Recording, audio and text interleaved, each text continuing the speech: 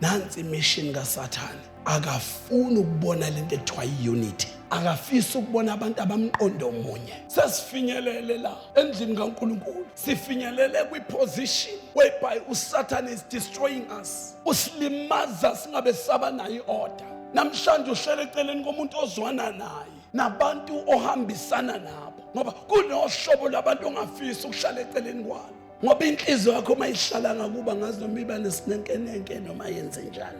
uSathane qeda uthando phakathi kwethu. There is no love. You can't even celebrate for any testimony for anyone. Uhleli right now, ingqondo yakhe ikukhumbuza every day about the things ezenziwa omunye umuntu.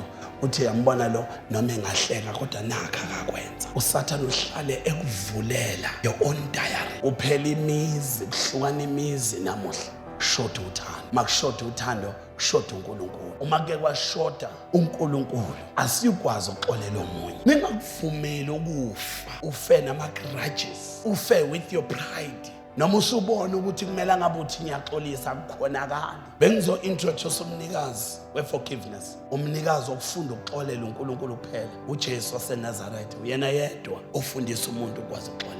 Uma singenaye siyakugcina ngokuxoxa kuphela. Uthando lu-action.